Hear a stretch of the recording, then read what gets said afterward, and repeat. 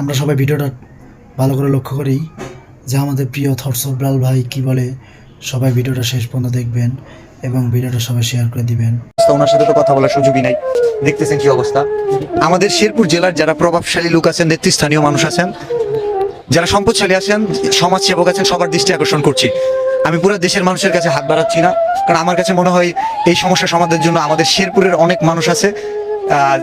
অনেক মানুষের মধ্যে কিছু মানুষ দাঁড়াইলেই সম্ভব। এই চিকিৎসার জন্য দেশের বাইরে যেতে হবে এমনটাই জানিয়েছে। তো দেশের বাইরের এই চিকিৎসার জন্য যে ব্যয়টা হবে, এটা আসলে একার পক্ষে সম্ভব না, ওনার পরিবারের পক্ষে সম্ভব না। আমি নিজে একা দিয়ে দিলেও সম্ভব নয়, সবার মাধ্যমে মিলিতভাবে প্রচেষ্টা।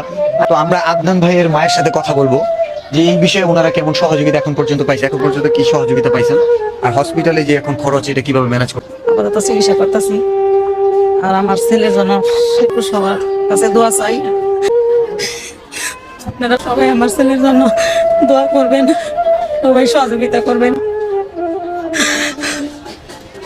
আচ্ছা, আমি আমাদের শেরপুর জেলার কন্টেন্ট ক্রিয়েটরদের দৃষ্টি আকর্ষণ করছি, এইটা নিয়ে তোমাদের যতটুকু সম্ভব হয় তোমরা ফিল্ডে ওয়ার্ক করো, এবং ফাইন্যান্সিয়ালি আমরা কন্টেন্ট ক্রিয়েটরদের পক্ষ থেকে আমি একটা অ্যামাউন্ট দিব ওনাদের, আমি প্রতিশ্রুতি দিয়ে দিতেছি, আমার ব্যক্তিগত তরফ থেকে দিব। এবং আমাদের কন্টেন্ট ক্রিয়েটর শেরপুরে যারা আছেন এবং বিভিন্ন জায়গা থেকে যদি কন্টেন্ট ক্রিয়েটর থাকেন, আমি আসলে ফান্ড কালেকশন করতেছি না, বাট আমি অফলাইনে আমি বলতেছি আমাদের শেরপুর জেলায় যারা আছেন সর্বোচ্চ সহযোগিতার হাত বাড়ান।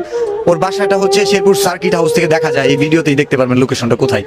আর মকসুদপুর উচ্চ বিদ্যালয়ে যে ফুটবল খেলাটা হচ্ছে, এই খেলার পুরো টাকাটাই, এই খেলার যে ইনকামটা আসবে পুরো টাকাটাই কিন্তু ওনাকে দিয়ে দেওয়া হবে। 20 টাকা টিকিট যদি আপনি 2000 টাকা দিয়ে কিনে আপনার লস হবে না, কারণ আপনার এই 2000 টাকা আয়োজক কমিটি পাবে না, এই 2000 টাকা আদনান ভাই পাবে, যে আমাদের শেরপুরি সন্তান। আমরা চাই এই ফুটবলারকে আবার মাঠে দেখতে চাই, আবার মাঠে আসুক।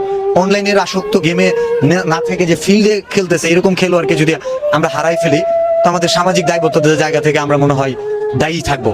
তো এটা আমার দেশবাসীর কাছে আহ্বান না, এটা আমার স্পেশালি শেরপুর জেলার কাছে আহ্বান, শেরপুর জেলার মানুষের কাছে আহ্বান। আর দেশবাসীর মানুষের কাছে আহ্বান হচ্ছে এই ভিডিওটা